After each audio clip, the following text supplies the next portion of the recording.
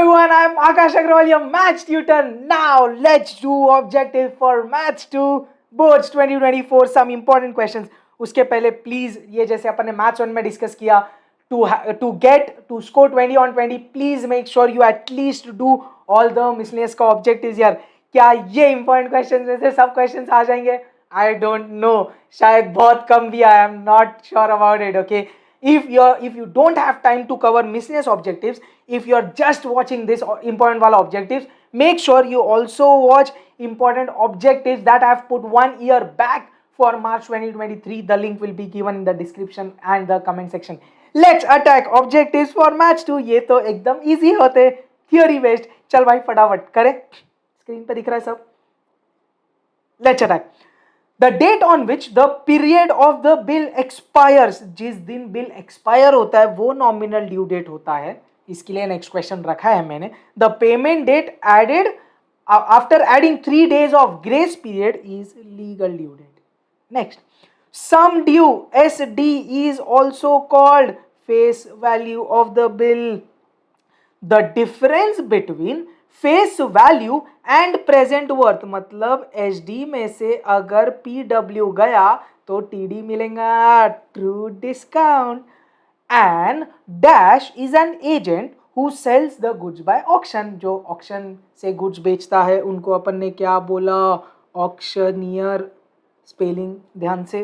The bankers discount is always dash than the true discount, higher than the true discount, greater than the true discount. Dash is equal to list price minus trade discount. LP minus TD is IP. We will write in full form, invoice price. चले आगे. Let's do the next topic. Insurance annuity. क्या बोल रहा है? Amount of money today which is equal to series of payment in future. क्या बोल रहा है? ध्यान से देख. अमाउंट ऑफ वैल्यू टुडे मतलब मनी की कीमत, पैसे की कीमत आज, which is equal to series of payment in the future. मतलब बहुत सारे पेमेंट्स फ्यूचर में हो रहे हैं, उन सब की आज की कीमत is the present value of the annuity. Next, and instalment of money paid for insurance is called, premium भरते ना अपन. चल, the payment of each single annuity is called instalment. जो अपन हर एक एन्युटी का पेमेंट करते हैं उसको बोला इंस्टॉलमेंट. ठीक है. Next, the intervening time between payment of 2 successive instalments is called as. जो दो सक्सेसिव इंस्टॉलमेंट्स के बीच का टाइम गैप होता है उसको अपन ने क्या बोला? पेमेंट का पीरियड. हाँ, इंपॉर्टेंट. तो maths 2 is all about theory यार. चले आगे. क्या बोल रहे हैं?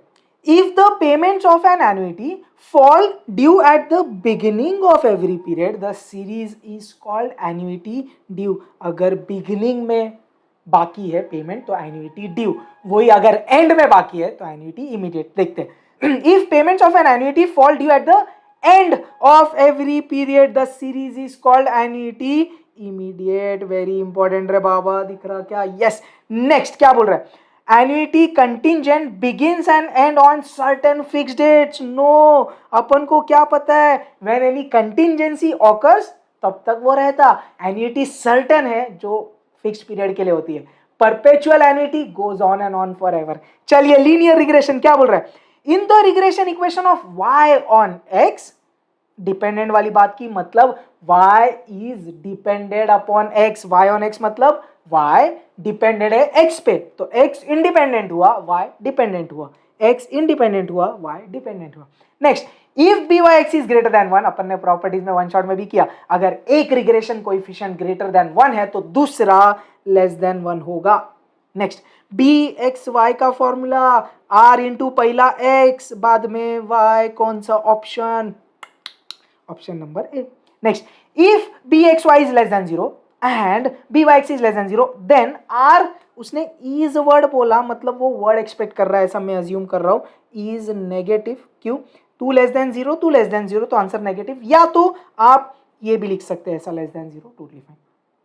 Mod of bxy plus byx is greater than, ओहो ये फॉर्मूला पढ़ा याद है? bxy plus byx in any order upon 2 should be greater than equal to mod r. उसको सिर्फ ये चाहिए, देख ध्यान दे, इसको मॉड ऑफ 2 क्या होता है, जो मॉड है वो न्यूमरेटर डिनोमिनेटर को दिया, मॉड ऑफ 2 तो 2 होता है, तो इसको मैं ऐसा लिख सकता हूं, अरे समझ रहा क्या, बिकॉज मॉड ऑफ 2 इज 2, ये 2 इधर, इधर भी मॉड आएगा, ये 2 इधर गया तो क्या आ रहा 2 mod of r, is this clear. Mod of 2 r मत लिखना ऐसा, मॉड 2 इन ऐसा मत लिखना, दिस इज नॉट सही बिकॉज मॉड ऑफ 2 इज 2। चलिए आगे, state whether each of the following is true और false. Correlation between x comma x, अगर सेम वेरिएबल के बीच में कोरिलेशन है तो वो हमेशा 1 आता। Next, correlation between x comma y is equal to correlation between y comma x, order कुछ भी हो मैटर नहीं करता। bxy and byx are independent of change of origin and scale. No, they are not independent of change of scale. Invariance वाला property, it is independent of change of origin but not of scale. Let's do time series. An overall upward or downward trend pattern is in annual time series would be contained in which component of the time series? Overall upward or downward pattern सीधा trend में आता, direct theory based. The simplest method of measuring trend of time series is by graphical method. भाई फटाफट हो रहा है एकदम easy है. The method of measuring trend of time series using only averages is moving average वाला method. Next, irregular variation is not a random component of time series. False, ये भी एक component होता है, अपन ने ऐसा रटा याद है, ITCS, irregular, trend, cyclical और seasonal, ये 4 components होते हैं time series के, तो भाई irregular variation is also a component. Let's do index numbers. Index numbers ध्यान से, आप पूरा फॉर्मूला गेम है यार। Price index number by weighted aggregate method क्या होता, summation P1W summation P0W into 100, कौन सा ऑप्शन, ये तो नहीं, yes. Next, Dorbish Bowley's price index number is given by Laspeyres plus Paasche's. Laspeyres क्या होता है, summation P1Q0 summation P0Q0 plus summation P1Q1, ये होता पैस्चेज